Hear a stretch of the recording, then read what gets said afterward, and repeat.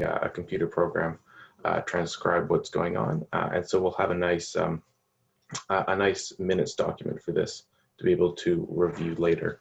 And just a little bit of Zoom etiquette before we start. We really appreciate everybody showing their face. That's really, really nice. We want to see your lovely faces throughout all of these Zoom sessions. It's really nice to see other people and not just a name. And so if you'd continue to do that, we would really, really love it. And the final thing before we begin, a lot of us are here in Metro Vancouver. And for those of us who are, we'd like to acknowledge that we are living, working, and learning on the unceded and traditional territory of the Musqueam, Squamish, and Tsleil-Waututh Coast Salish peoples.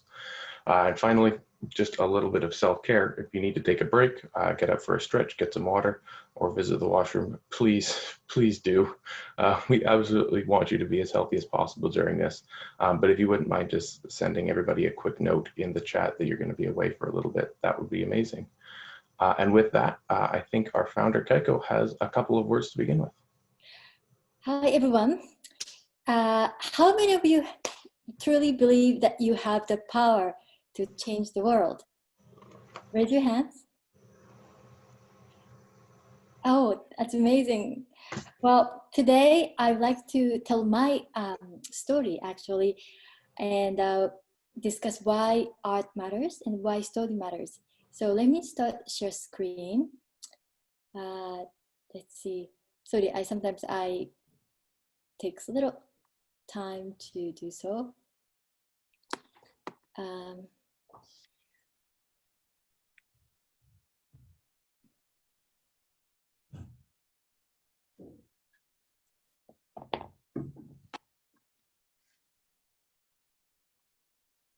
So everyone, what are you seeing?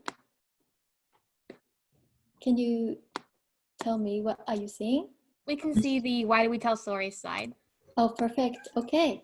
So I'll move on. Oops.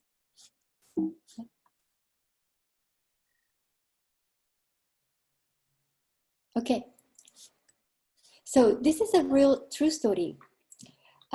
In the fall of 2009, I moved to Vancouver with my family from New York City. I used to live for over 15 years.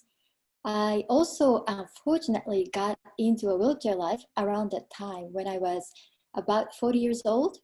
So navigating my new own adversity in a new place was more than handful.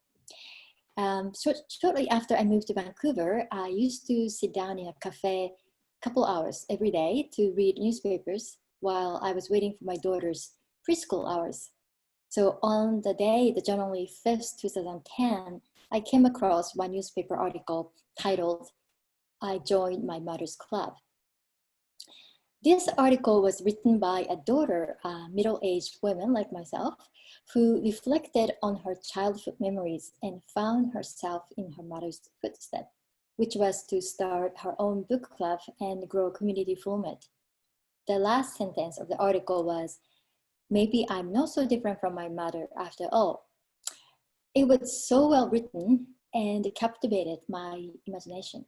I was immersed, kept thinking, what if I could pass on to my daughter like her mother did, something intangible and perhaps most important gift in life, which is the value and the beauty of a community through lived experiences.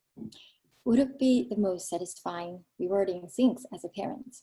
Absolutely.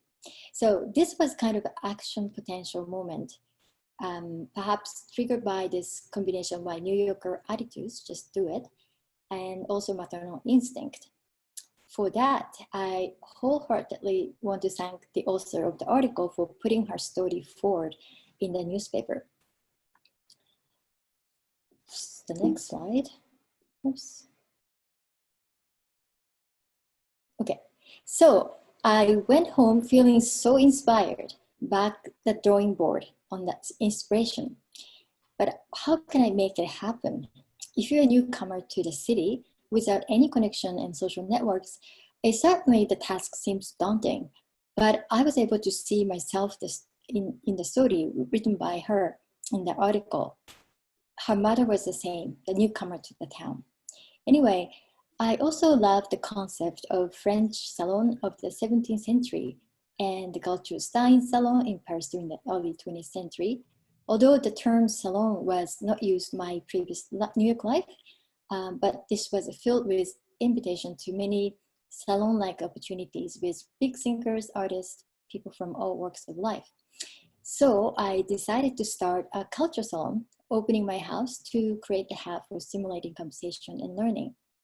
Although the premise of the salon was that it have to be intergenerational, so my 5-year-old daughter and her friends could also attend. So I named the salon as our artist in residence, AR Salon. The inaugural salon was September 3rd, 2010.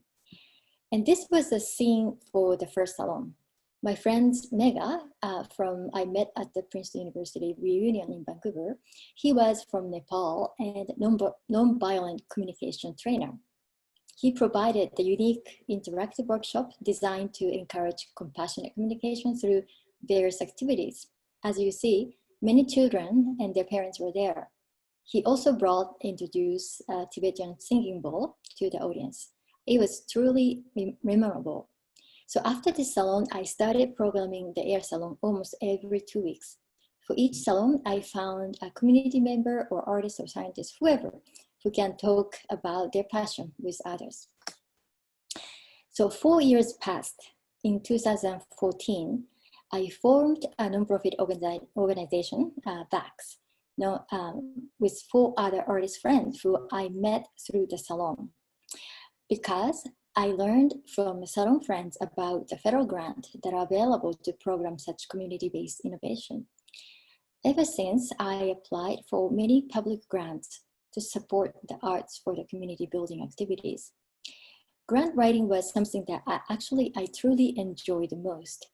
Perhaps this predisposition comes from my previous career as a scientist in academia, but it's honest, I really love grant writing. In the year 2014, I was awarded the Remarkable Women from the City of Vancouver because of the salon and other community engagement and leadership. I was very humbled and deeply grateful to the city and everyone who had so generously blessed me with their extraordinary gift as a loving human being. It was amazing, surely overwhelming experience. I just have to say that I felt that this award was not made to me as an individual, rather, but to the true values of community. I also serving as a board member for the local community center since 2010. As a community engagement chair, I started the monthly online magazine called Carousel Playbook, which was the first published in January 2012. As we all know that we use stories to make sense of the world and share also that understanding with others. So the goal of our initiative was to harvest a story of resident of a community one at a time to embrace our diversity, interdependence, and the importance of learning from and with each other. It was a kind of a meeting place for the community. Do you know why I did it?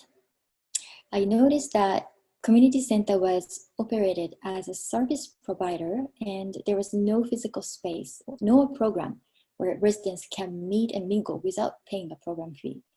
So over the course of 4 years, we've been written actually as a group, feature over 300 stories and people and made a limited printed edition of the e-zine.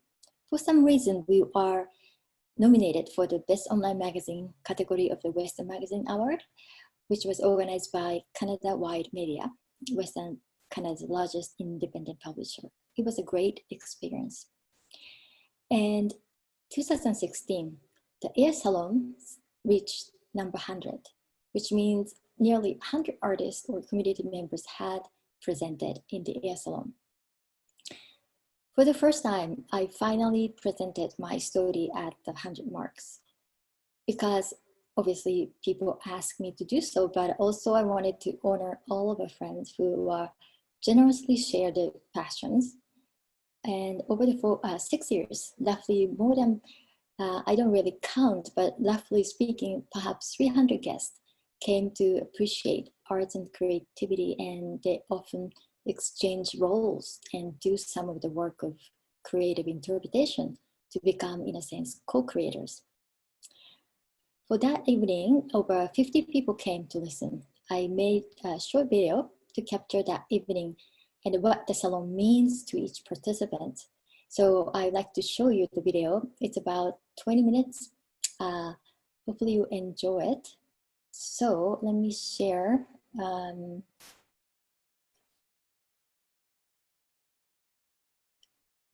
Anyone see the whole screen of YouTube? Yep. Yeah? Okay. How about sound?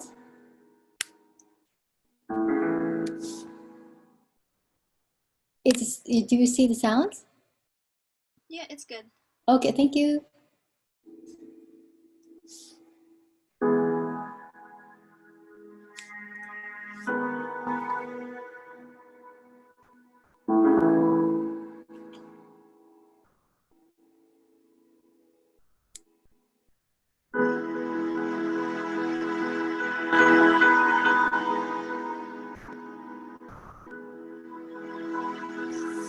There's not very many venues where one can come and share their knowledge and share, I guess, from my perspective, the insights and the connection between the possibility of being profoundly connected to nature and having that as an insight to one's life as well.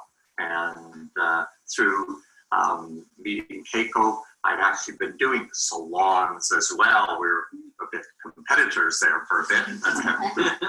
Keiko's being to my home for salons there on various themes. But the access for myself, the diversity of all the different salons, the range, I see the invitation, I read a little bit about what this person is up to in the world, and I go, I have no clue. I've never even heard of this possibility. And here's someone who's devoted a major portion of their life to it. So that's what excites me about the possibility of the salon, is that intense diversity and being able to hear other people's insight, and then maybe they get insight from what I or others have to share as well. Okay, So, so the audio is going, we can't see the video. You can hear here? Oh, we can hear it, but we can't see the video. Oh, Or it's paused. okay. I'll pause. Let me new share. Perhaps maybe I have to do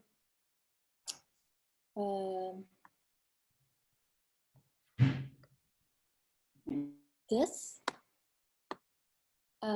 What people see. Oh yeah, we can see the video now, I think. Okay. Sorry. You know, sometimes I made a mistake. Always. Is that okay? This one? Anyone can see the video image? Okay. The whole idea of the artist in residence is like you're in the room, they're from the community, and you meet them. And so that sort of touches on what I was saying before about it being a bit revelatory, right? It's not like you're going to a show. It's not like you're going to something you paid for, right? Like you're meeting the artist, and it inspires you because you see this is just another member of the community, and they're capable of so much. So getting at what's been said about this being like a spark. It's a spark, and that it breaks down these walls that I think people have when they think about culture and creativity and art. And so, to me, that's really gets to kind of the essence of what I've gotten most out of the salon. And I think a lot of people would agree. Late starter. But when I look at you and what you have done, 3 or 4 things stand in my mind as outstanding and exceptional. One is the world still lacks positive change agents. And you're one of the few that is doing remarkable work as a change agent, not just for the salons and the art or whatever, because all of us that come here for 2-3 hours, we enjoy the communion, we enjoy the friendship, we eat food, we have a drink, we listen to something. But when we get out of your house, we have changed. We're not the same as when we entered your home. So that remarkable role of the change agent has a permanency to it. Whether you do one more salon or not, it's not relevant. It has already happened. We have changed. So that is enormously important. There are not that many change agents in the world. It's one. The other thing is, you're an example of the simple fact that no matter whose life it is, if you take 50 years, 60 years, there's always ups and downs and some pluses and some minuses and some goof ups we make. But you have shown to the rest of us, and then it is not just us who come here, we talk to others. We have linkages outside the salon. So what you have done is that shown to the rest of us and the world the idea that even major adversities, if you're determined, can be overcome. And for that, you need the community, you need the family, you need that what is described in all of the religions as, the larger group that sort of believes in what you do. Not necessarily 100%, but they're with you. And that has been a remarkable role you have played. And the other, result of these things is that we get to know each other a little bit at a time. Some of us phone each other, some of us talk to each other, some of us have a coffee together. And that enlarges the circle. That is communion.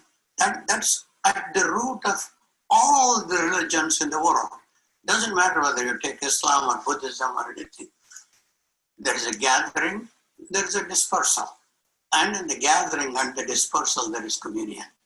And you have done that in a remarkably positive, not aggressive, but very passive, positive way that I sometimes think, I have lived here longer than probably everybody else.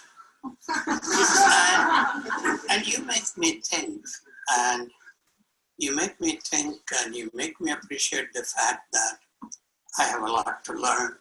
I have a long way to go, and thank you very much.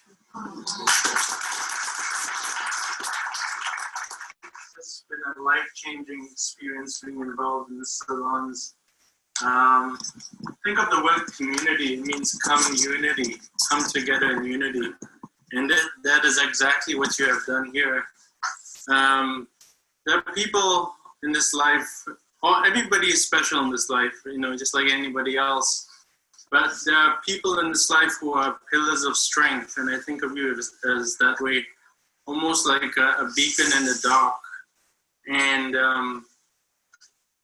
the analogy I would give, I call the soul the divine spark that leads us to the dark night of the soul until we get to the other side. And when we go through struggles and like the adversity you went through, the heroism, the courage to turn your life around and make the most out of difficult situations was incredibly inspiring. And it's a lesson for all us to learn from. And essentially, when you go through that kind of period, the process, it's kind of like almost God is eclipsed. You think, God doesn't exist. But what God is doing is to make you realize that He doesn't want you to rely on Him for a Dukes machina to save you. That you are your own savior, that you find your own divine spark, and your spark shines bright in the darkness. And then you become a beacon for others who are lost. And I think that's what you are to this community, to so many people. I feel that I also made new friends, and this is really interesting because none of you are friends that I phone every day or I dine or go for coffee every week. But I feel that we are friends because we share ideas and because we have a passion for knowledge, for community, for spirituality. We share many interests, and whenever we see each other, even if it is once a year, we still come together. We know why we are connected. So thank you so much. Thank you. And I do live in the neighborhood, so I'm very, very, very glad to see this sort of event happening. And there's one thing that I noticed that I really wanted to speak to, and that is that there were 2 sparrows who presented here. And given where you are in relation to Musqueam and how this really is the zone where Dunbar, Kerrisdale, and Musqueam meet, I think it's so wonderful that there was that work, that outreach, and that space held, because it's not obvious for everybody that that should happen and needs to happen. So the fact that there's science, spirit, and art meeting in order to maybe hold space for the future, for all of us culture, you know, the culture that's being created in this way, that it evidently is so intercultural, and that there was presence of Musqueam, and hopefully more and more and more. I'm absolutely thrilled and look forward to more. I would just say that what joy, what lovingness, it leaves me wordless. What atmosphere. It's marvelous. It really is the kind of space that you've created here. A space for culture, a space for art, a space for community, a space for people to discover themselves. We have learning, we have social interaction, we have fun, we have adventure. You never know what's going to happen next in terms of what comes out in all the different characters we have that make the cast of this production every night we have it. So I just relish that word, and the conviviality we experience as we meld into this pot for the evening. And then it's another journey the next time, and you get a different mix of people with different ideas, different concepts. And I just think it's a wonderful place to come. I enjoy it immensely. For reflections, thanks to her, we thank her. Salon's impact so hard, stomping like a herd, shaking the ground, moving the earth. Went back in time in my mind when I came to the salon, who I met, what we said, I will never forget. Who is the most? She is there, right there, watching over us, her smile, her lovely air. Mega's singing bowl is still ringing in this room. So many happy thoughts even now resume. The kitchen potlucks, the walls echo and remember many musical journeys. The kitchen potlucks with hummus from chickpeas. Live sounds, creative storytelling, doctors and painters, history lessons, collaborations and conversations for later. Many ideas and thoughts written on paper. So much colorful art adorn these walls. The artist is present with storytelling and all. It's time to celebrate. What is the case, the occasion 100 times? I can't even do that many push-ups one time. Can you believe it sitting here 100 times? Can you believe it? Vancouver's remarkable queen of connections, no question. How many of us thought about it? What would you do? Would you open your living room too? Would you inspire those around you? Would you impact beyond a select few? Would you invite new friends to share dreams? Sharing thoughts and new ideas, it seems. The ripple is flowing beyond our horizons, waves of emotion through our hearts when we feel the vibrations of our best friends. Close to us together, we never ever dreamed it would come to this evening when we all took a moment for breathing, symbiotically, rhythmically, consciously. We can think of our families. We have one here tonight. Hold tight, those close to you tonight. Thank you. That was a big poem, but it's just been a wonderful opportunity to share work and talk about your practice, and also have listen to others and see Salome's wonderful performance, and listen to everyone, scientists and different cross disciplines coming together and in community. And I can't thank Keiko enough for this incredible opportunity to share with one another and get insight and feedback about what you're up to. Because you work in your studio, you're kind of alone, and so it's so wonderful to share your thoughts and your practice and your work with others and learn from others in other salons. So it's been a real pleasure and such a beautiful opportunity. Thank you, Keiko, for all your hard work in creating this for us. Thank you. So it's amazing to be in the salon where everyone can express themselves. And the freedom of expressing themselves without being criticized, without making anyone happy or sick. I remember when I was here, I made everybody sick. Because it's true, people were naughty. And that's perfect. I think that's one of the greatest jobs of speakers, to put people at peace. There's another way to put this room label, so to speak. It's a satsang. It's sharing from the heart. It's sharing oneself and for the things that you have, you bring, and everybody's in the same place because nobody gets paid, nobody has an agenda. You just will be there and be yourself. Be yourself. Conflicts of all, and like everybody's been mentioning all these qualities that you have. You know, those people are incredibly curious, incredibly intelligent, incredibly diligent. I mean, you just do. You do a million things. You're like a community organizer, you know. You're incredibly kind. You're incredibly caring towards mine. You're incredibly supportive towards your friends. You love to eat and cook. Like, all of these things come together.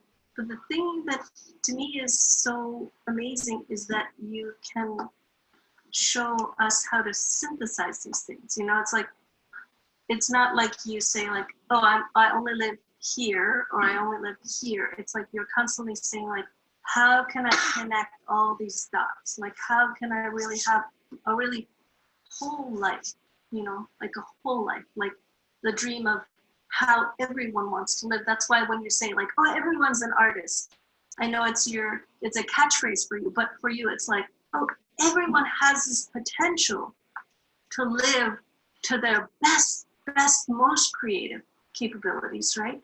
And that's what you're constantly trying to show as an example so that people can do that, to provide, as everybody says, the space to be able to live to their best ability. So everyone is so grateful to you. And even your daughter, who you don't understand, I know I spent many hours talking to her, having her cry on my couch. She is very, very, very aware of what you've given her and what you've sacrificed for her. Don't ever doubt that. Oh, I met Keiko through Robert, and he brought Patrick and Gabriel, and they came over to the studio, and so we had a full house, and later on Keiko wanted to do an interview for the Carisdale Playbook, and so there's Sean and there's Noriko. What I get from coming to the salon is you know, a lot of inspiration. You know, in life we need some inspiration. You know, when I met you and saw you in a wheelchair, and I thought, you know, I'm used to seeing people and you know, just listening to you talk and then meeting you. Everything okay over there? Yeah. And is it okay? Sure. Okay. And just getting to know you, it's just been a huge inspiration. You know, I think that's what everyone gets from coming here, and we inspire each other. And when you talk about art and the sciences and you know, the creativity that we have in that, life is all about inspiring each other and relationship. I like the picture you had about the brain, the synapses, and it is about those relationships, and it's so important. You know, we live in this high-tech age now where we text each other and everything, but I see things kind of going back to tradition of, you know, talking to each other and communicating. Those are very valuable things, and so I really appreciate that, and I look forward to coming out again. And I always said, you know, I took great comfort in finding out when I came to the salon that Keiko never gave a salon. And I said, and she asked me to do a salon. I go, well, I said, no brainer. I'm not going to do one unless you do one. So that was my thing, and I took great comfort in that. And then all of a sudden, she's doing a salon. So I'm scared now, let's just say, and a little bit later in the year. Dave, and you know, everything that you do is so positive, and And really, when you do want to retire, you've got this younger generation of kids and students that will carry it on. And that's what's so amazing, right? Is that, I mean, they hear, they see, they experience through the years, and it will, like, especially in Maya, like, you know, she'll see her mom, and I know everything you do for her, and she will see, and she'll just go, yeah, it was my mom, that's what she did, and I just see her doing this. Like, I see her carrying it on, and with, you know, with all the, you know, the next generation. So, yeah. And I've loved it. It has changed my life. So, thank you.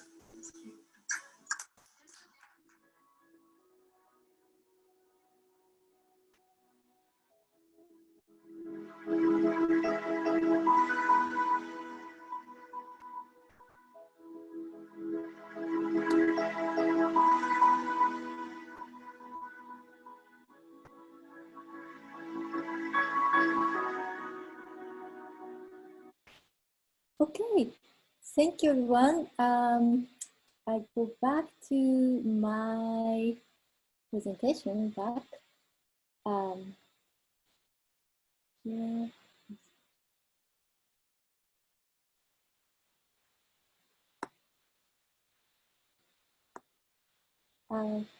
What people are seeing?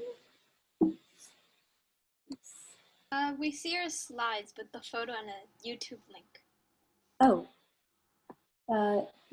Okay, okay, yeah, perfect. I have a couple more slides, and then I will end the talk. Okay, so fast forward to 2020. By the way, thank you so much for watching the bit long video. So the AirSalon series was suspended after number 154, obviously due to COVID. I never dreamed of discontinuing air before the COVID pandemic came, but no one can avoid the unexpected.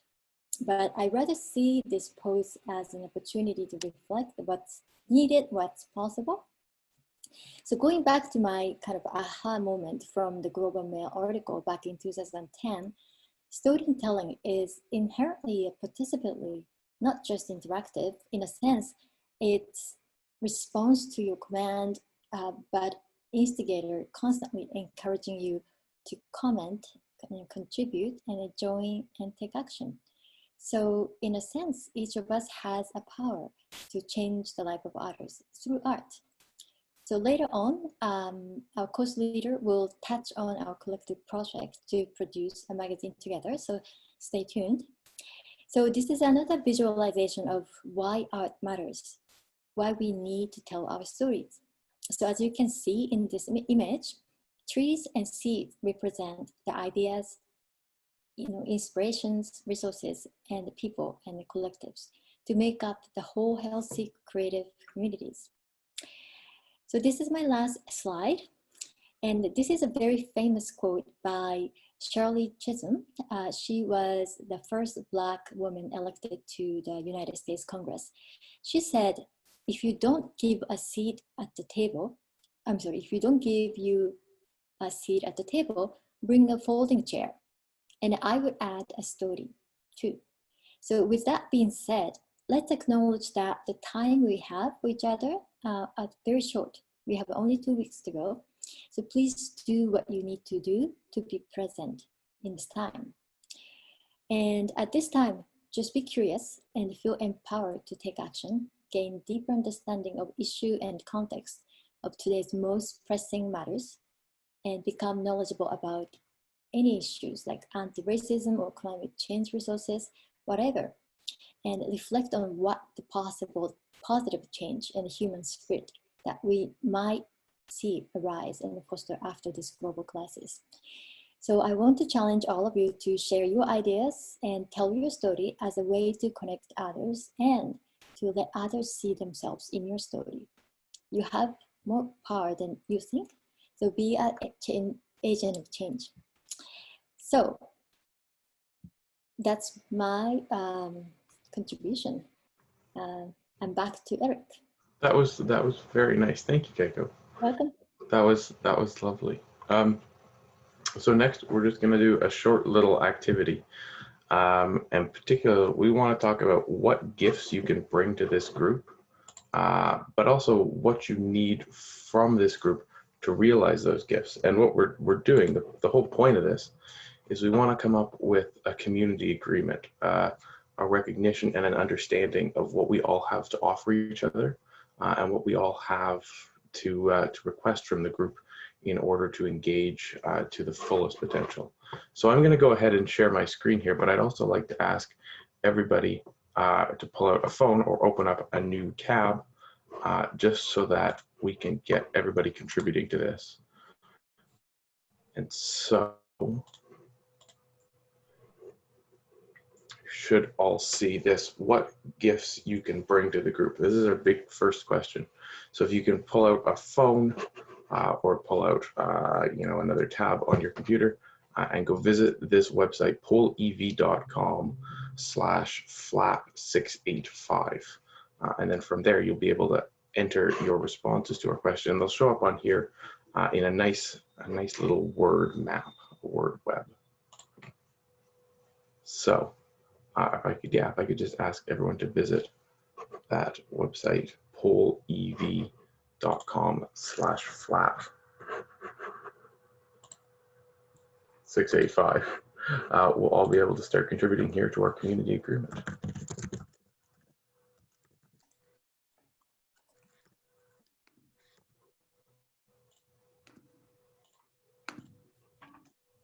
And I've sent that link along in the chat for anyone who just likes something to click on.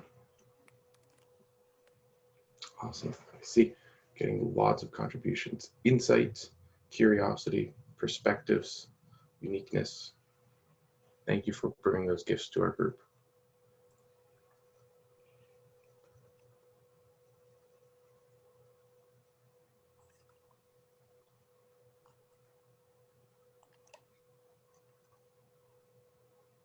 Now, creativity has grown really big, and that's really important. Creativity is a wonderful skill to bring. And the more creativity we have, that only makes things better.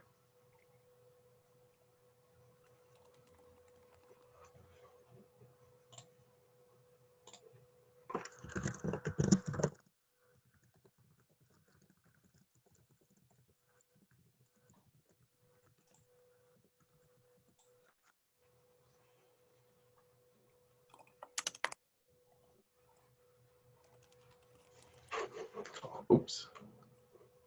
Looks like we're having a little bit of trouble.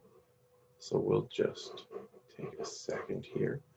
And I see that some people are having some issues reaching the website. So that's, I guess, polev.com/685. And you should be able to get to that from any device.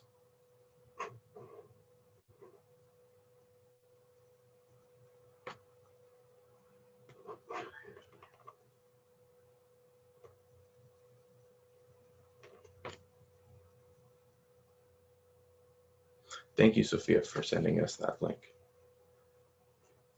Yeah, this is really great. Seeing what all these gifts that people can bring to the group is just, it's so wonderful to see. And it's such a huge, diverse list of what we can bring. It's really great. And by putting them in here, it's more than just saying this is something you can bring. We're agreeing right now that we're going to promise we will bring these things. We will make our group better as a whole by contributing everything that we can and everything that we agree to here.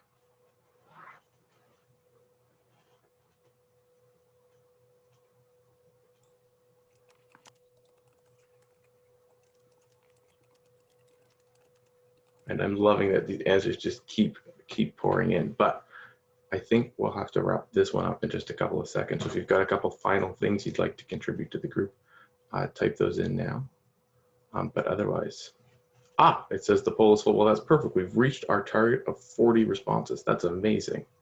I didn't think we'd be able to get there that quick. So Trinity, if you wouldn't mind just taking a screenshot of this so that we can refer to it later. On it.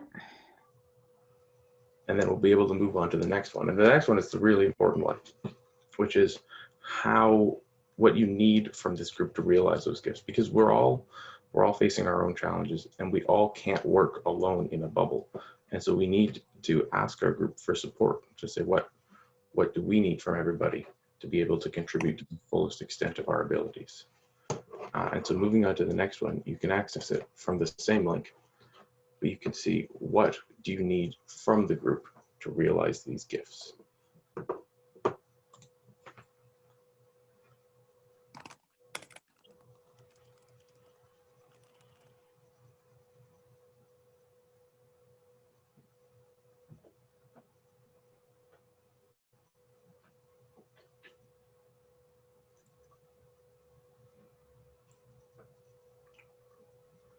Support is a big one. Support is really important, and like Trinity mentioned in the chat earlier in our meeting, support is really important, and we need to make sure that we're all being supportive. And of course, part of that, it seems obvious, but that means using language that's accepting and inclusive of everybody, and doesn't incite hatred or other kinds of discrimination.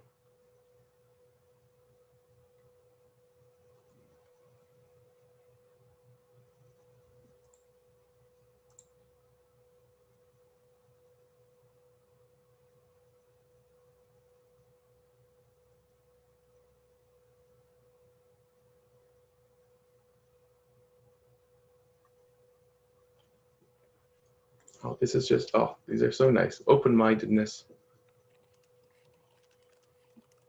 respect, positivity, friendship, and respect. These are all really important. And thank you all for recognizing the importance of these things, and for asking the group asking the group for support and for what you need to realize these gifts. And I hope that by seeing them all here, and by seeing what other people need, you'll be able to have a greater understanding of what you can also help contribute to the group. If there's something here that you think you could give, then please contribute it. Because we'll be able to work so much better as a group if we're able to help everybody achieve their fullest potential.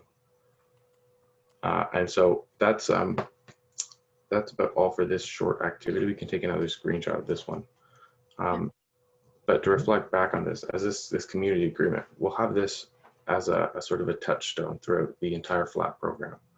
Because what we did right here is we created our set of guidelines and our set of rules for what matters to us, what we can give, what we promise to share, and what we hope to receive. And by referencing back to that every day, thinking, what did I say I can give, and what am I hoping to receive? We can really make this program amazing. And so moving on from this, I'll stop sharing. If Trinity, you have the screenshot? Yeah, I've got it. Perfect. Trinity, do you want to talk a little bit about what a North Star is? I would love to. So that was great. And I'm going to say, hey, Eric, have you heard of the North Star concept? I have not. What's that? Well, your North Star is a combination of the principles and ideals that you hold highest. It helps determine your motivations and your drive or purpose in life. So, Eric, I have a few questions for you about your North Star. You do? Perhaps you could tell us what it is, and maybe you have an object on hand that might demonstrate your North Star. If you don't, that's okay too. What a coincidence! I do. My North Star, my sort of guiding principle, is connecting people. I think it's really important to connect people and to bring people together, and that if we can build more connections in our world, we can create a much nicer world. And I'm actually an engineering student, and so my North Star is this wonderful Boeing 777 long range. And this is a wonderful plane, and it serves to connect people across the globe. And by creating those connections, we can really, I think, make the whole world a better place. But apart from planes that connect people across the world, I think it's also really, really important to connect people across disciplines and across generations. And that's sort of what brought me to helping work with this program. I think it's really important to help connect youth to concepts of leadership, to concepts of art, and to connect those youth to problem-solving skills that they can use to help better their world. But Trinity, do you mind if I ask, what's your North Star? I am so glad you asked. For the record, this is an exercise so you can get to know us a little better. We'll be turning it possibly on you if we have time. So my North Star is I love learning about the way that people connect, and so sort of similar, and how they care for each other and how we need each other. And as an object, I have this stuffed pig that my mother made me when I was a child. It represents kind of like the learning curve and like the sort of, because it's like a craft and it's something you've made, it's sort of like the way that like things just come together. And it's also about the love and care she put into it, which I think is so fascinating in terms of like the love and care that we show for each other. And I'd like to pass this question on to Lucas. Do you want to tell us about your North Star?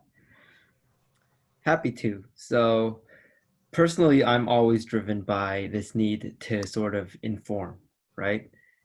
Growing up, I was part of this, a very local community, and I learned that communities are really built by shared knowledge and shared experience.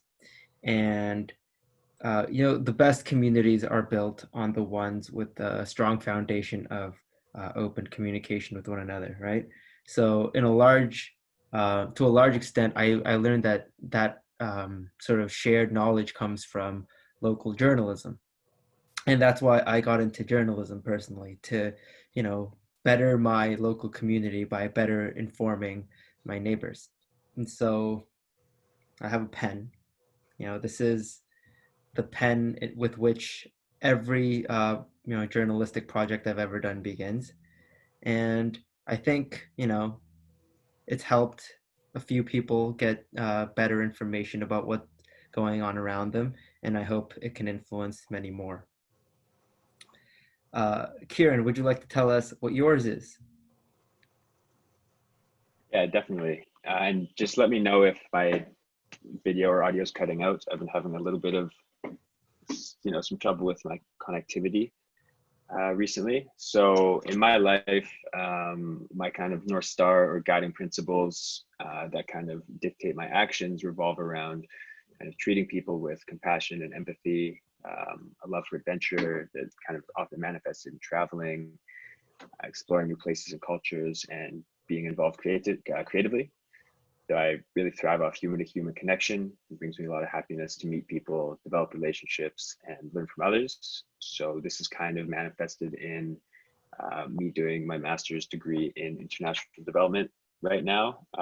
So I decided to pursue the degree because it's very much oriented around issues of human rights and social justice.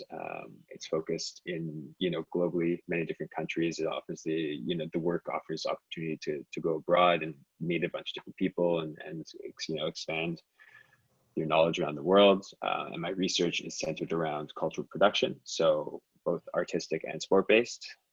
I had a realization when I was on a trip in South America that I wanted to do work that impacted people's lives in a positive way rather than just kind of focusing on selling things. I was working in marketing and didn't really enjoy it a huge amount. So I wanted to be better involved with humanity and bettering that humanity. So my object is my camera. So it's kind of, I'm not sure, yeah, there we go. So it is an object that I have kind of brought around the world with me. On both adventures abroad, but also it's been instrumental in kind of connecting with people wherever I am. So exposing myself to new situations at home. It's helped me better connect with kind of the physical worlds and my own kind of mental internal worlds by really concentrating on places that I'm in. And I've also found that photography has really kind of made me appreciate the space around me.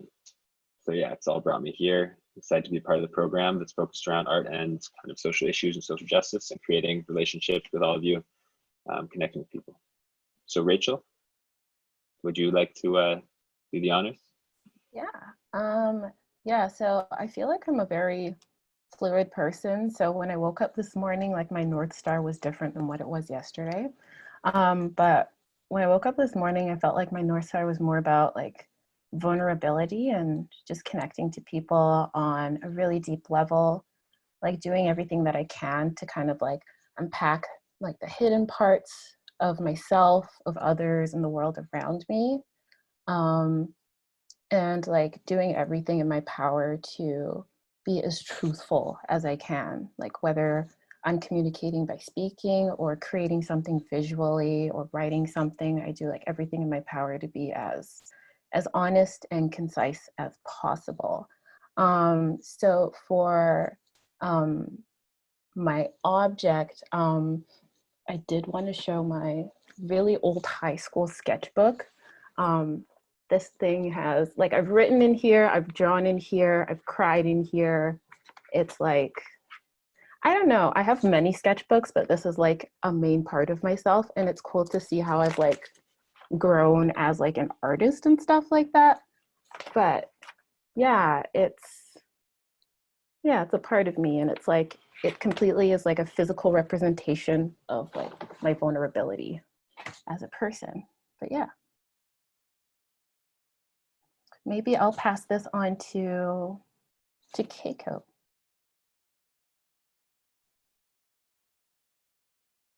Oh, your mic is off. Keiko, you're muted. Keiko, you're muted. Yes, I just was saying you all had enough of me. So I will back to Eric. Thank you. Thank you, Keiko. I think if we have a couple of minutes, so if there is any one of the flat fellows that would like to briefly share what their North Star is, it doesn't need to be very in-depth, but we would love to hear from you.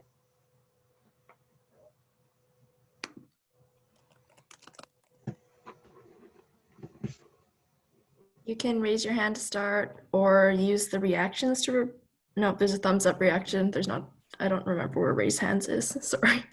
I'm down to go if no one else wants to. I feel like my North Star is, oh God, this is gonna sound kind of tacky, but I feel like a lot of it relates to just like, connection, but in the way of like, like love. I feel like a lot of what guides me is a love of like, both others and like, myself and what I do. Like I want to find some path that lets me like, pursue that, like do things I love and like share that with other people. And like, if you ask me for an item related to that, there are a couple, but the only one I have on me right now is my notebook, because I am a writer and musician first and foremost. So a lot of my ideas are in notebooks. This one's empty because it's new, but I have filled some like front to back just with like, ideas and stuff. Cause yeah, I guess my North Star is probably like, connection in the way of love and imagination. I want to be able to like, create spaces for people and just like, also like, boost and inspire others who are creating those kind of things. Basically I want to be a part of just like, the creative ecosystem, if that makes sense. Thank you so much for sharing, Alex.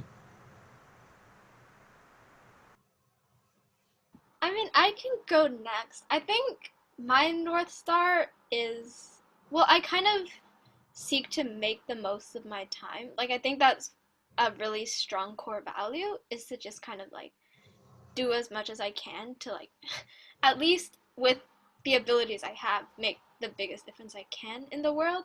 So I'm pretty interested in social justice, climate justice, and also like for my friends and family around me, just like how can I use my time to contribute to all of that. So if I were gonna have an object, this is like the notebooks I kind of keep life insights, so they guide me, tell me how to make the most of my time, among other things.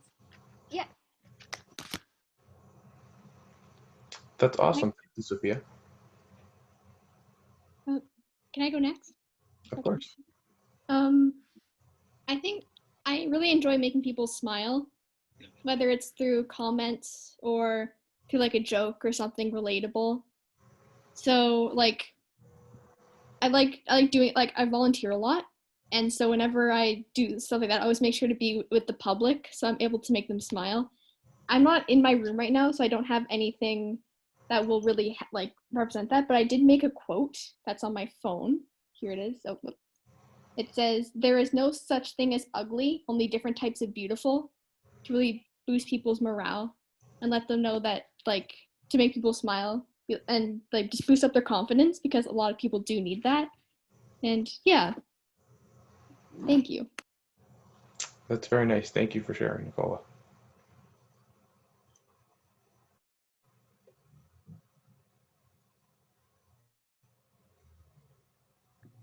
I can go next. So I didn't have much time to think of this, but I like my North Star is basically listening, I guess, because I really like learning information from people and learning other people's stories because it impacts the way I live. For example, if I like learning from other people's mistakes in a way, and learning, and it's nice because I can see how other people's lives can impact me. And so one of the ways I do that is by listening to small creators' music. I really like listening to music. So one of the objects I can show you are my headphones, which could signify like the music I like listening to. Zara, thank you so much for sharing. If there's anyone else that'd like to share, I think we have time for a couple more if you'd like, but otherwise we can move on to Trinity. Yeah, I think I've got something. So I was thinking that my North Star would be things rooted and tied to memory and family. And right now I'm actually in my mom has an at-home daycare and I'm in this space right now. So a lot of the toys and things that the children use are stuff and old things that my older brothers and I used to play with. So a lot of those memories and things that we used to play with are now passed on to other children. And I love being around them and hearing their stories. And I think too, enjoying the life that they have, of the joy that they see in life and what they recognize and love to do. And sometimes I feel like I've forgotten about those sort of simple things that are so beautiful. So yeah, a lot of joy in, I think, learning from children too, for sure. Yeah. Oh, thank you for taking the time to share. All right, is there anybody else? Okay, if not, we're gonna start on the next portion of today's session, which is getting to know your, course leaders.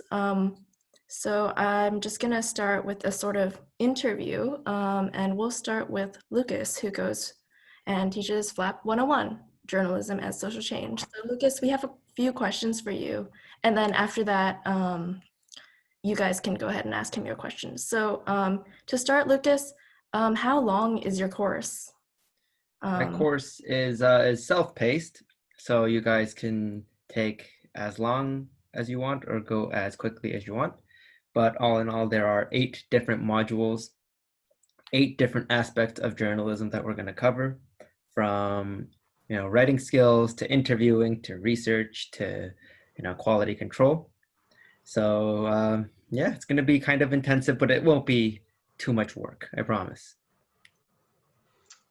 Speaking of work, how much homework do you think your course will have? How much work outside of these Zoom sessions? You guys have a lot on your plate, so I don't want to overwhelm you with anything too grandiose. I don't want you to spend much more than 15 minutes reflecting on the module, because I want you to have time to produce your own works, whatever that may be. So it's really up to you. If you want to do like this really grand investigative feature, it might take you might need a couple hours outside all of the modules. But if you want to keep it simple, do a very myopic view of a topic, then it might take less time. So it's really up to you. You'll get out of the course what you put into it. All right. right. So for the next question, what part of this course are you most passionate about? I think, when I started doing journalism, I was really nervous about doing interviews. And I had a really hard time, even going up to strangers with a microphone. I had a hard time doing that. I had a hard time calling up, industry leaders and academic experts and sort of being the layperson in a conversation. That was always really intimidating for me. But over time, I got more and more comfortable with it. And I think I'm most excited about maybe potentially putting you guys outside of your comfort zone in that way as well, and seeing you grow in that way. Lucas, as a student in your course, what do you think is the most important thing I could get out of it? The most important thing is, I think, two things: how to be accurate and how to be a good writer. We're going to go over, interviewing and researching and how to make sure everything you produce is airtight factually, and also how to make that sort of research and sort of the original ideas you compile and turn that into something really readable and that others will enjoy consuming as well. All right. So a couple more questions, Lucas. Mm-hmm. How do you view journalism as a form of social art? Well, journalism is, we go over exactly what journalism is in Module 1, which I hope you guys check out sometime this week. But it's, at the end of the day, just storytelling, right? That's all it is. So, it's very sort of congruent with the definition of art, which is like a creative outlet for storytelling. So we're going to use all the storytelling elements that you learn from other mediums of art and integrate it into our journalism. Wow. Just on a more personal note, Lucas, outside of the flat program, what kind of journalism do you mainly produce? I mainly produce features. I'm not a news writer. I hope you guys are okay with that. If you want to go into like a CBC newsroom sort of deal, you'll learn some of the skills needed for that, but not really the biggest ones. I do features, so some like longer, maybe 1,000, 2,000 word articles, and I try to go deeper into a topic. I write a lot about labor, mental health, inequality, and I do a lot of reporting on digital technologies as well. That is so great. Okay, so if anyone else has questions for Lucas, now would be the time to bring them up. If you're curious about the course or more about what he does. I got all the answers. Yeah. You can also enter them into the chat if you're not comfortable speaking aloud. I have a question for Lucas. Mm-hmm. Yes. So, Lucas, you went through a best journalism course program in the country. He went to Ryerson. Just tell us what was the most challenging part of go through your training, or things that you learned the most? The most challenging thing, I think, was being bombarded with all these deadlines all the time, and thinking like, I have an article to do for today, another one due tomorrow, and then another one due the day after that. And it did get overwhelming, and I did struggle with it, but it was really great training for how it actually is in the real world. Journalism, even though it's such a self-oriented discipline, it can really be taught. And if you have the right teachers, and if you engage with it in the right way, then you can apply it anywhere. Thank you. Does anyone have a question for Lucas? I have a quick, just like technical question. Like on the course, are the other modules available yet? Because it says the page isn't found. If you try to click into them. 1 and 2 should be up, to the best of my knowledge, and the 3 to 8 will be rolling out, incrementally. Yeah, because right now there's only well, I don't know if it's the same for everyone else, but I only have module 0. Don't worry, you'll get it. You'll get it. I'll take a look at that after our meeting today, and you should hopefully have access to all of them soon if you don't already.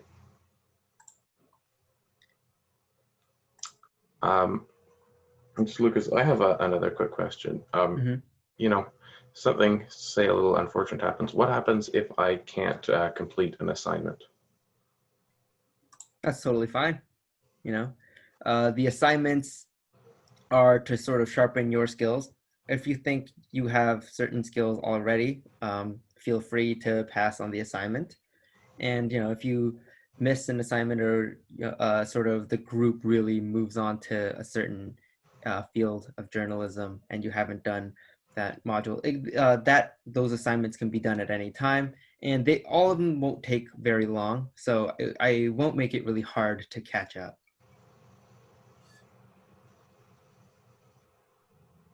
That's great. That's good to hear.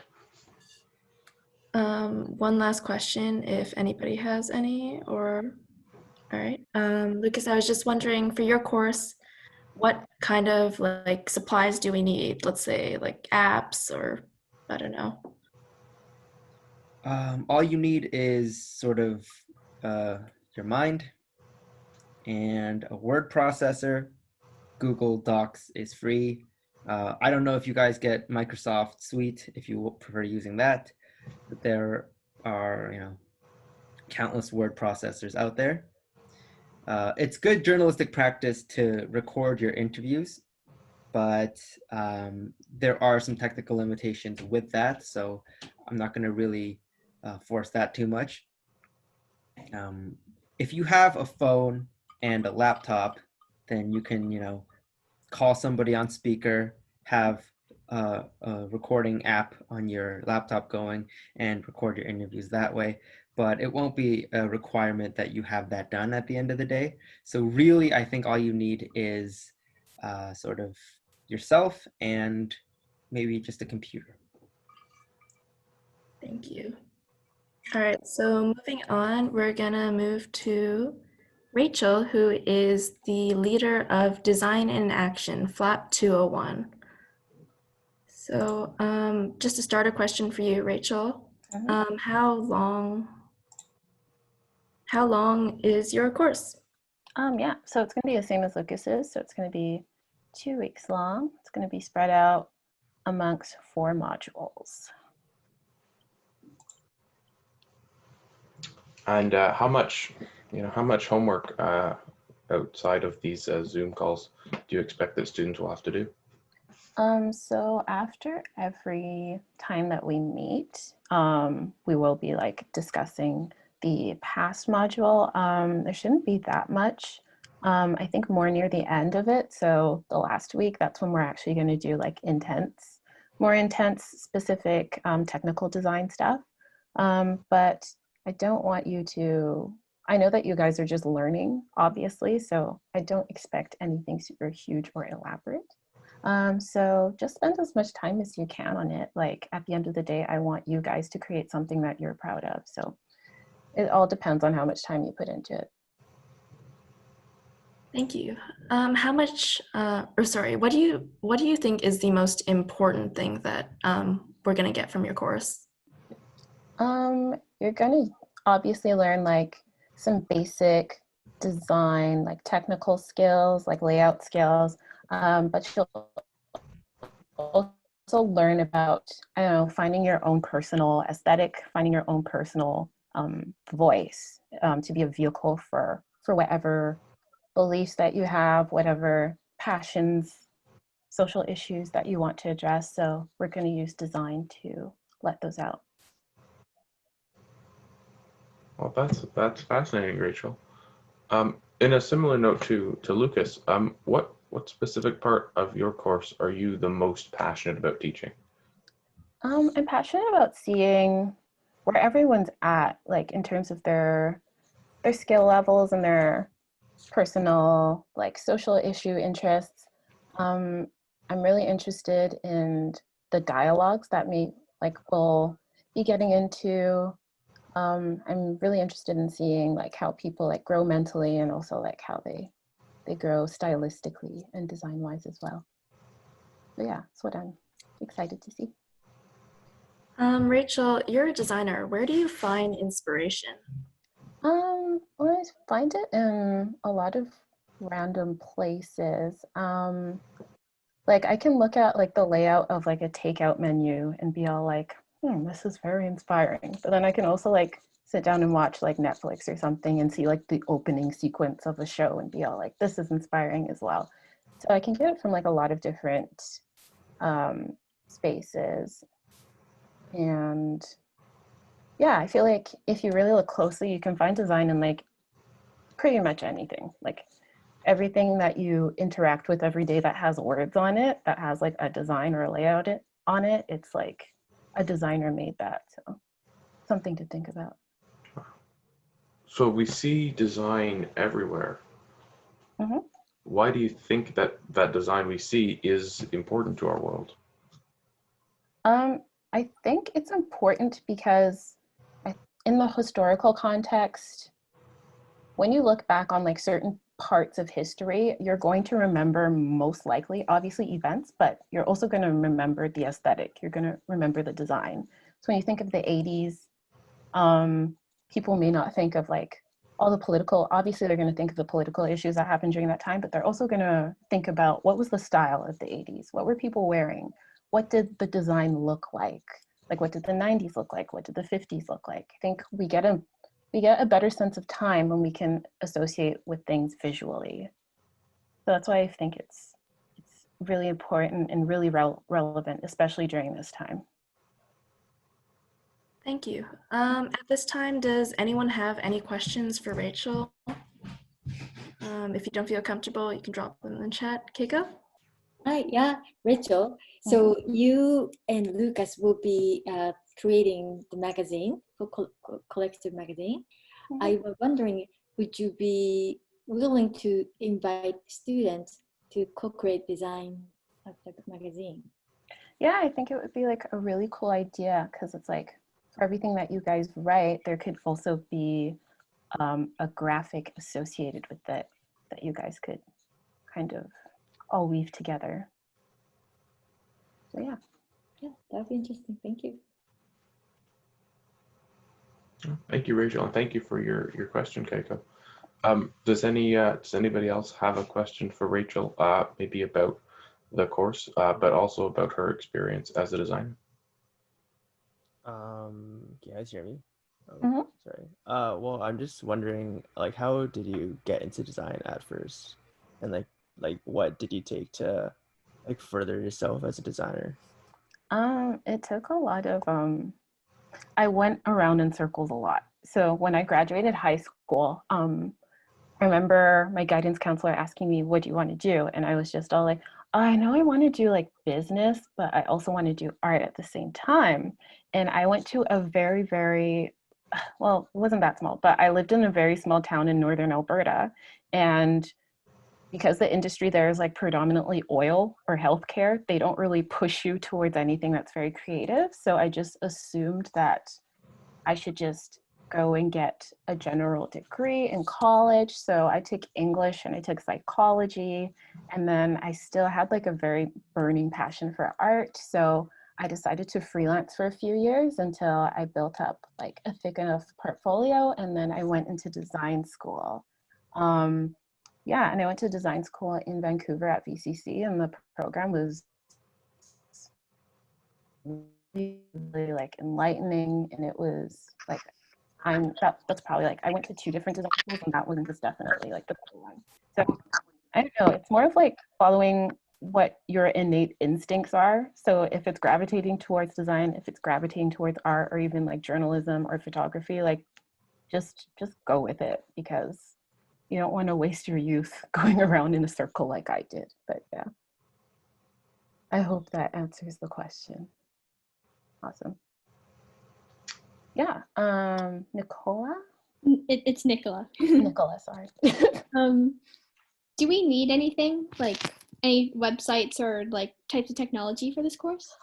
Yeah, so I'll give it to Eric to post a link. There is a certain app. It's kind of like, it's a rudimentary app kind of, but it's very similar to, if you guys are familiar with like Adobe Illustrator. So it's a free version kind of Adobe. So we'll be needing that. And then also, if you guys are familiar with Canva, it's like Canvas, but without an S.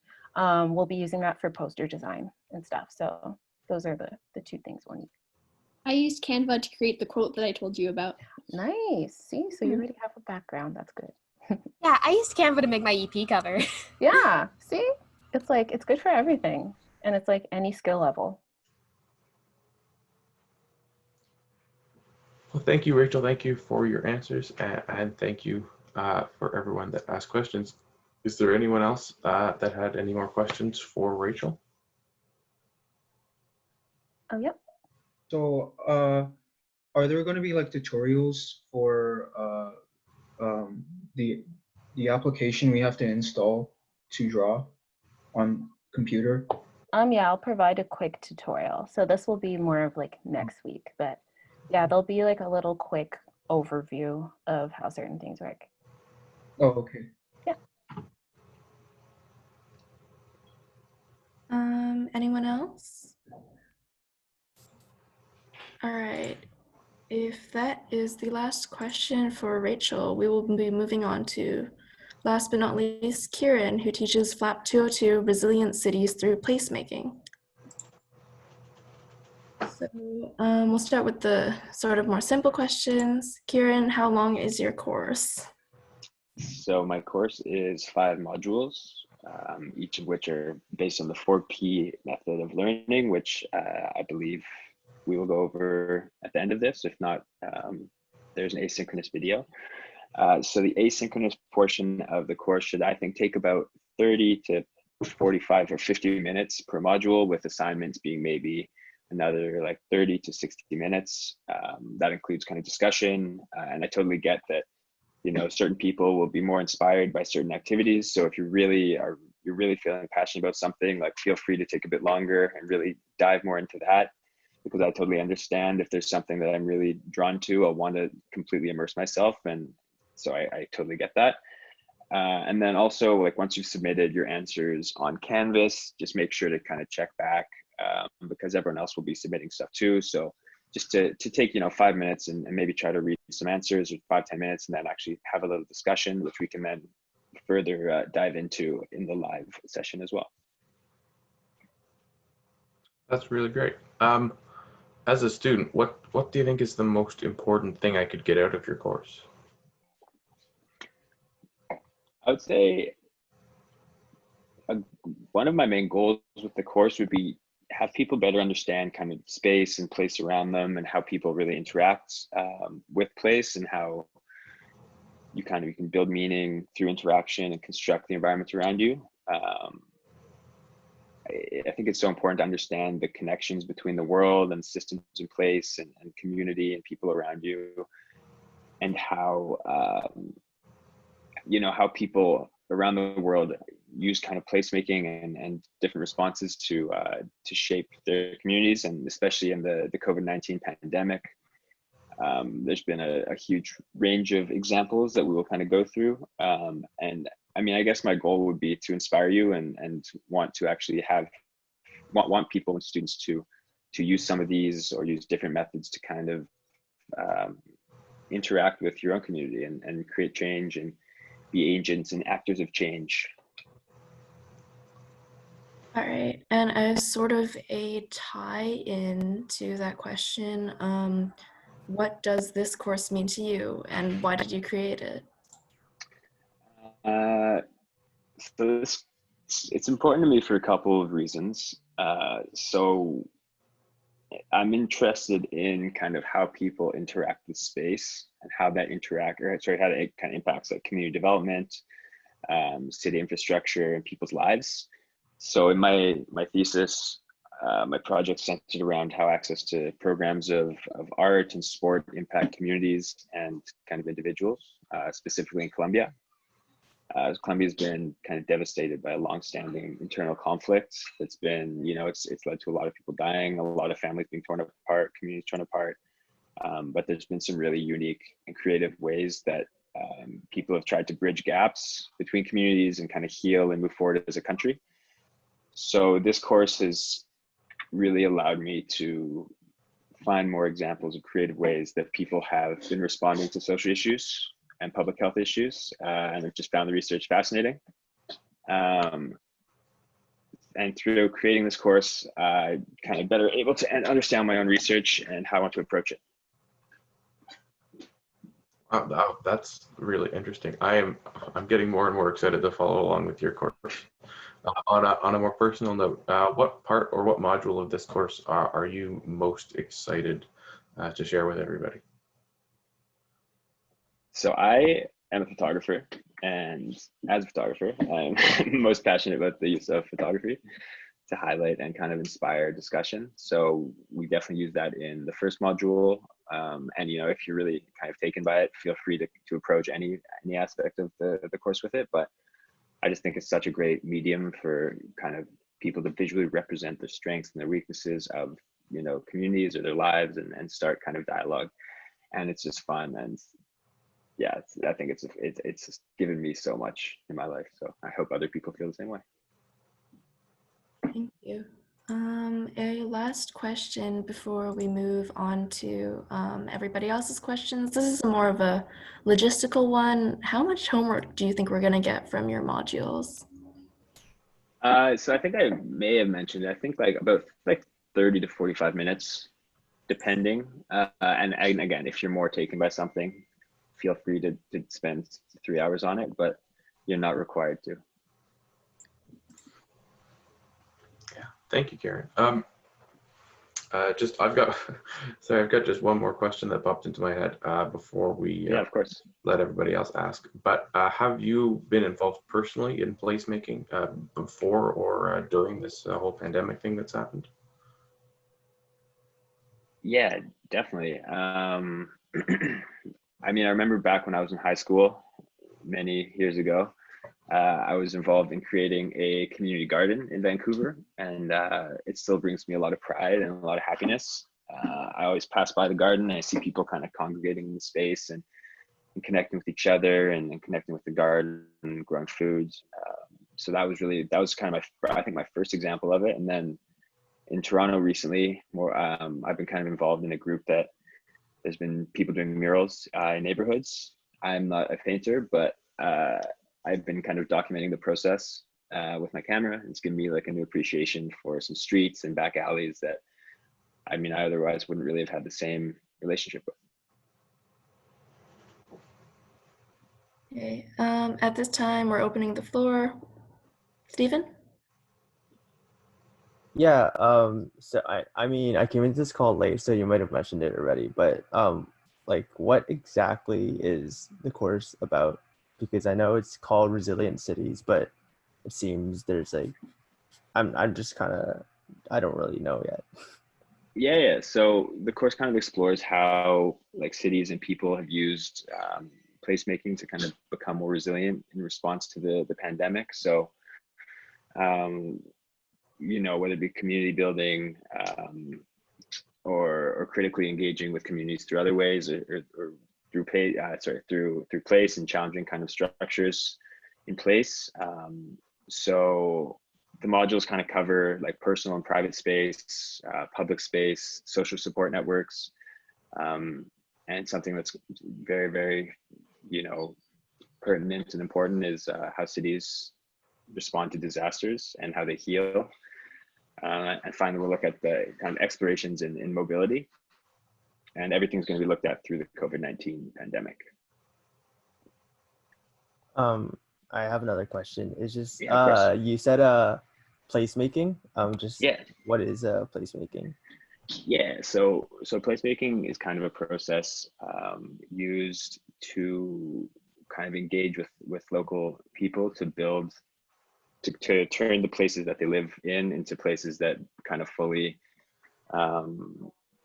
respond to their needs and their desires. So it's a very collaborative process like made to enhance kind of public space and contribute to healthy communities.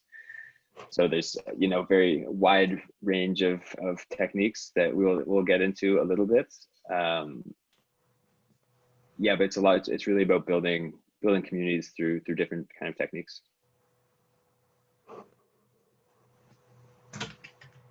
Any other questions for Kieran at this time?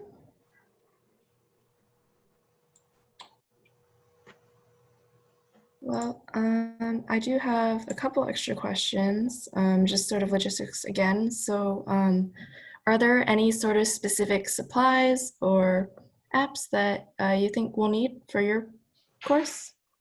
I would say that if you have a computer and a phone, you would be definitely set. All right, thank you. Eric, anything else do you think? Kieran, yeah, I was just wondering, what's your educational background? You said you were doing a thesis in international development. Can you elaborate a little bit on that? Yeah, I mean, so I have an undergrad degree in kinesiology, and then I have like a certificate in kind of sport and creative like marketing, event marketing. And then through all this, it's led me into this master's in development studies, international development. So yeah, as I think I mentioned briefly, I'm looking at how kind of access to programs of art and sports and music, how they impact community development and impact individuals' lives. Wow, thank you. Are there any other questions for Kieran, or before we move on, any questions for any of the three leaders that we didn't get a chance to get to? I think Keiko has her hand up. Yes. Oh. This is a question for both Kieran and Lucas. Over the course of the last 5 weeks, we know each other. You mentioned both of you are musician, and I just wondering, at some point, you're going to share your music with the group, hopefully? I am actually not a musician myself. I love music, but I have worked in music and more of the business side. So I don't know if you'd want to hear anything that I have ever done. That's still really cool. Music business is always so mystifying to think about. Yeah, no, it's been fun, definitely. How about you, Lucas? You have a band? Yep. Ever since I moved to Vancouver, I haven't been able to play with my band. They're all based in other places.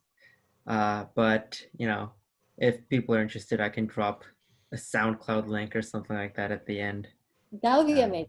Yeah. Heck yeah. All right, I guess that concludes the interview portion of our session. So we're going to move on to a quick Canvas tutorial with Eric, where he just sort of, I know some of you might have been having difficulties with the website or the technology, so he's gonna try to smooth those out for us. Yeah, thank you, Trinity. I just wanted to start by sharing just a really quick overview. You've seen this image plenty of times before, but this is a really quick overview of sort of the shape of our course and the shape of the FLAP program. We're in week 1 right here. We're in Monday, August 10th. You can see that everybody's doing every single course. FLAP 101, FLAP 102, FLAP 202, and FLAP 201. And we're hoping that at least for this first week, everybody gives every course a shot, all 3 of them. We'd like you to move through those modules at your pace and attend the Zoom sessions. And then moving into next week, we think that if you'd like to, you can choose to drop either FLAP 202 or FLAP 201 and continue to focus more on just one of them. Or if you'd like, you can also continue with both of them. But yeah, so right now, just to clear any confusion up if there was some, we'd like everybody to take a look at both FLAP 101, FLAP 202, and FLAP 201. But quickly moving on to Canvas, just really quickly, can I just get a quick poll? You can use the thumbs up reaction. Has anyone here used Canvas before in their schooling?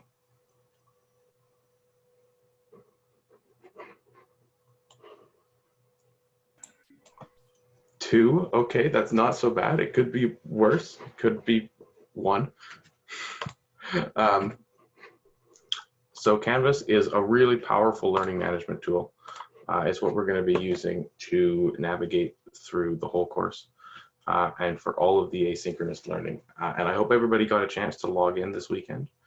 And just taking a look at FLAP 202, this is just the course I'll be using as an example.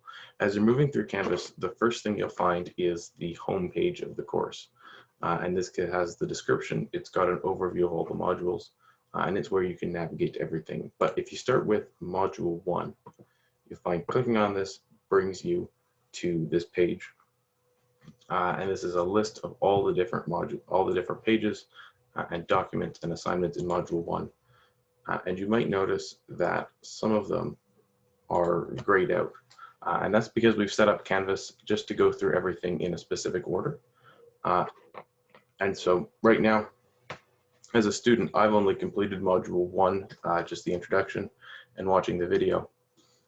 So I can't actually move on. And so for everybody, just to make sure that we're getting through Canvas in the right order and to prevent any confusion, all these Canvas modules do have to be moved through in the order that they're listed.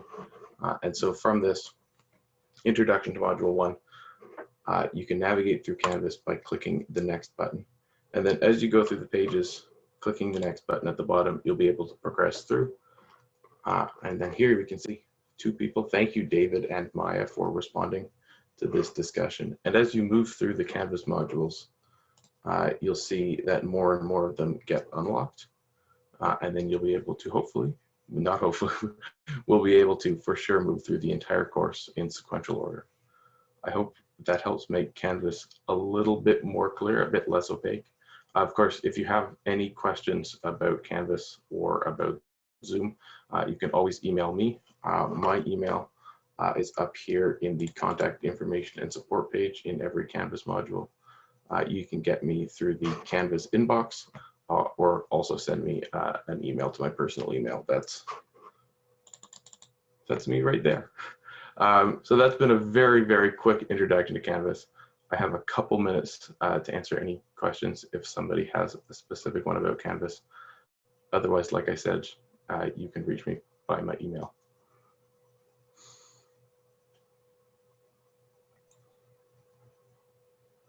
Do we have any questions for Eric? But if it seems like my rapid blow through of Canvas has been so befuddling to everyone that you're just in stunned silence, that's fine too.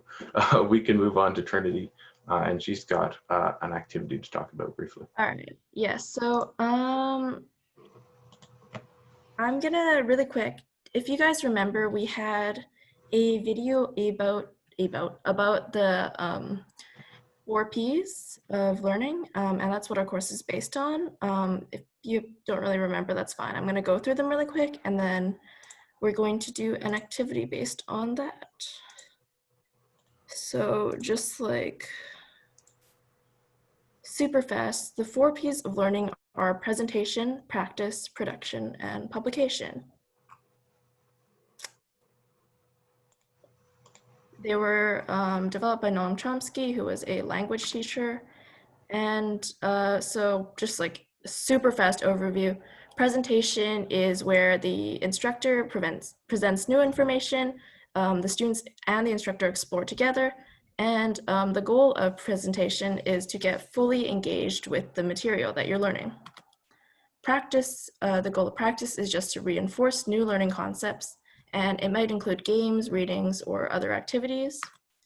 Production is all about applying these concepts and ideas, and the types of products you might have are intangible, like community building or leadership, but they can also be concrete, like writing or art pieces or photography, or in our case, for publication, you're going to showcase everything you've learned to the world in our magazine. So here you'd get meaningful feedback, and you have the reward of confidence in your work. So our activity is called Elevator 3 Pitch. We're dropping the 4th P for this activity, and It is a game where you make up a product that can be as serious or silly as you want, and you give a pitch for it. So why should you buy it or whatever? And we're putting a different spin on it. We want you to use the 3 Ps and pitch a basic idea. So we will have you present your concept, create a way that people can practice your concept, and give everyone the opportunity to produce something. So what might be some example concepts, Eric, that people could work with? The concepts that we were planning on giving you, just really basic things that you can take 5 minutes to come up with, a practice, a present, a practice, and a produce, are the idea of addition, using a dictionary, making toast, and walking. These are all, everybody knows how to do those 4 things, yes? Awesome. And so we'll split you up into breakup rooms, and you're going to be responsible for, in the next 5 minutes, coming up in your breakout room with, based on the video, the 4P video, one way of presenting the concept related to your concept, one way that everybody can practice your concept, and we're not going to have time to do it, but please share one kind of production that people could make with your product or with your concept. So Trinity, if we're ready, we can assign everybody into their breakout rooms. All right, does anyone have any more questions before we continue? All right. Yeah. Let's so there'll be 4 people for each breakout room. Breakout room number 1, you'll be doing the concept of addition. Breakout room number 2, you'll be doing the concept of using a dictionary. Breakout room 3, you'll be making toast. And breakout room 4, you will be walking. And so you'll have 5 minutes to come up with a really quick, a very condensed example of each of the 3 Ps: present, practice, produce. And then at the end, we'll all get together and each group will present what they've come up with in their 5 minutes to the rest of the group. Does that sound good? Awesome. The breakout rooms should happen now.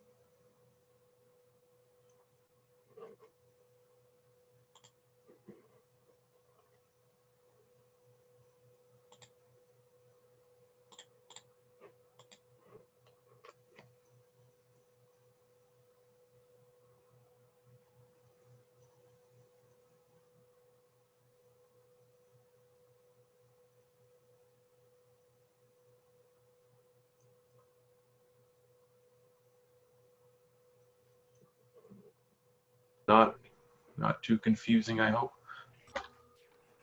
Did everybody get it? Sorry, pardon me? Sorry, go on. No. Just, did everybody get a chance to come up with all 3 Ps?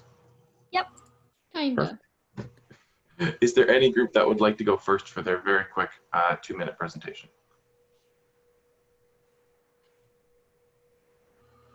Okay, group 1. Oh, I think that's okay. That was me, Alice. I don't know how to. And someone. Yeah, so awesome. Group one, if you wouldn't mind just briefly sharing what you guys came up with and running through the 3 Ps that you came up with for your concept, which was addition. So for presenting, so the concept of addition can be applied to many different things, because you can add numbers and you can add ideas and you can add objects.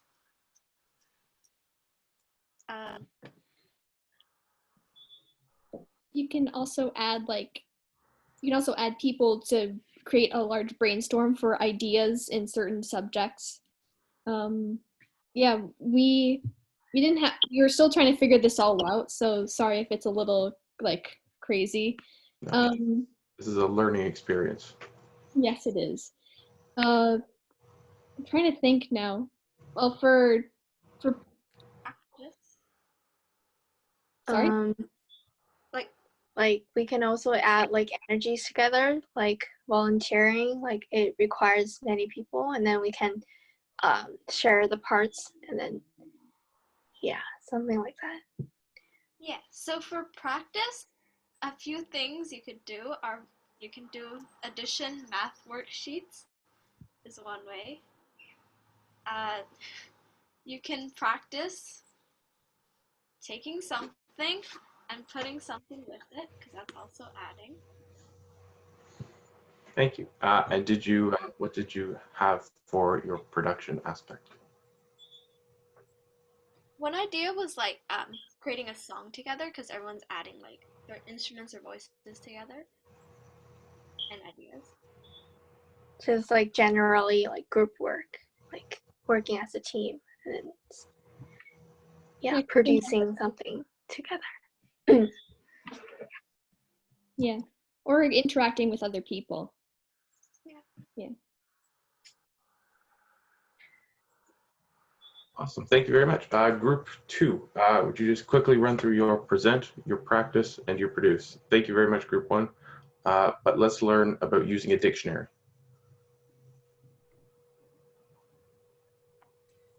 Sure. So, you know, here's what I'll present to you guys. All right.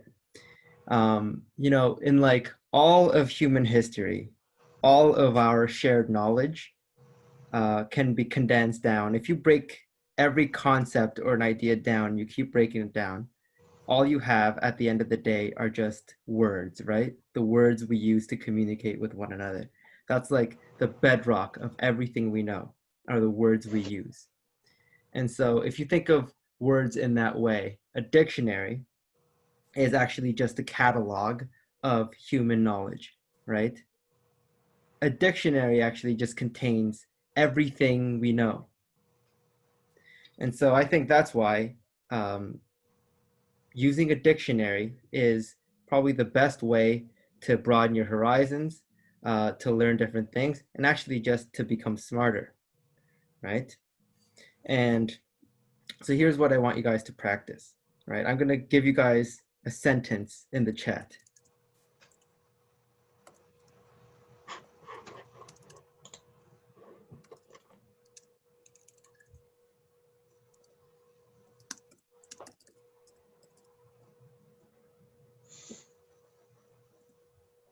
Do you see that sentence? I do. Thank you. Okay.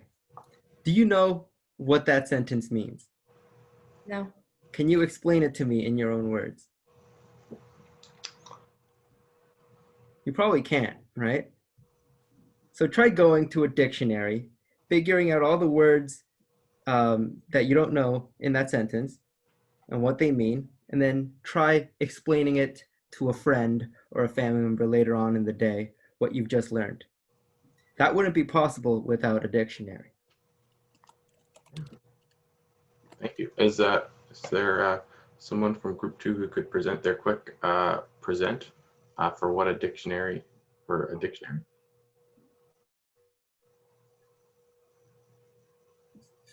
If Sorry? not, that's fine. We That can was move it, on. bro. We can move on. Just quickly move on to Group 3, making toast. If you want to share very briefly each aspect of your 3 Ps. I just quickly say that was a great job, Lucas. Thank you. Thank you. That was amazing, Lucas. Thank you. So I guess I'll be doing the present portion of this, but in general, toast is pretty great because firstly, there are many different kinds you can choose from, for instance, sourdough or white bread or multigrain. And then when you make toast, it's very versatile because you can put different things on it, such as butter or peanut butter or jam. And so, yeah, toast is great. And it's great to make toast because it's very versatile and very customizable. So. That is so true. It is so delicious. And toast, I think, is just the most beautiful thing in the world, you know.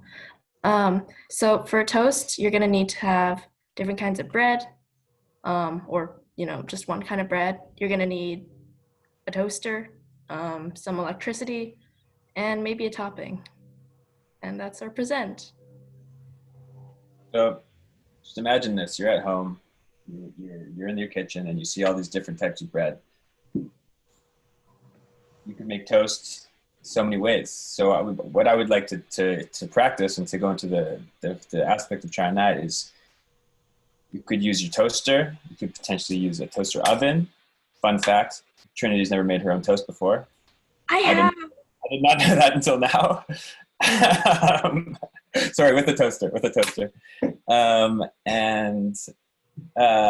So you could go through and make all these different interesting combinations of toast with different condiments, as we were talking about before. I'll allow Rachel to move forward. Yeah, so for the produce part, we thought of many different methods. One cool thing to do to reach out to the community would be maybe hosting a socially distanced toast party. You know, everybody bring their own favorite loaf. Somebody bring a toaster, maybe put it on a grill of some sort, you know, put the bread on top and just talk about your favorite types of bread. But yeah. Thank you. That was really a great summary of the 3 Ps. As an aside, if you don't think that using a toaster oven is the best way to make toast, we can have a conversation later because maybe you need psychiatric help or something, but that's not important. Moving on to the last group, very quickly, just your rundown of your 3 Ps for walking. Okay, so first of all, the presentation would just be like, you know, this is how walking works. You put one foot in front of the other. You can go slow, you can go fast, and it's a great way, not the other way, but, oh, here, that's my fan. Okay, I should unplug that actually. Oh dear. But see, I had to move my legs and walk to unplug that fan.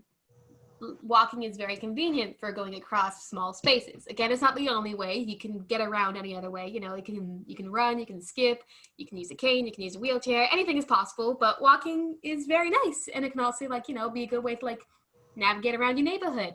It's environmentally friendly, and that's why you should consider it. And a good way to practice walking would be, as we came up with, it could be watching people walk on the internet, or, like, you know, studying how legs move, like you just put one in front of the other and such. And where was I going with this? You can also practice by building yourself up to walking. You can start by crawling, or you can start with a walker, or you can start with a cane. And of course, the best way to maybe produce walking would be to take, say this pen here and walk it over to somewhere else. You can't see because you're on my laptop, but I just moved it over to my dresser from my desk, and I did that by walking. So yeah. Thank you. That's really great. Thank you, everyone, for taking part in this little 3P activity. We call it the Elevator 3P-EH because we're really clever here at FLAP. But thank you, everybody. That just about wraps up our course for today. Also, later today, you'll be getting a quick newsletter that'll give you some more information on what's going to be happening Wednesday. You'll also get an invitation to a 4th Canvas course for the leadership component. And that doesn't really have much stuff for you to do in it. It's just a great place, both for you to access resources that you might want, and also to discuss out of the, during times where we're not having a Zoom chat. It's a great place to discuss with your other FLAP fellows. Other than that, Kaiko, do you have any last words? No, why don't we clap the hands for Eric Trinity for wonderful MC. Yes, thank me. I'm Thank great. you, and everyone, welcome. Thank you so much for being this together. Yeah, thank you, everybody. I hope that final 3P activity gave you, it was maybe a bit chaotic and hopefully a bit hectic. That's what we were going for. But it should give you a really nice condensed understanding of the basics of 3P. And we're going to be building up on that throughout the rest of these 2 weeks. That's the very foundation that this whole program is built on. But with that, I think we're just about done for today. So thank you, everybody, for showing up. Thank you for being a part of FLAP. And we're all really looking forward to seeing you on Wednesday. Have a great day. Thank you. Yeah, thank you, everybody. Thank you. Thanks.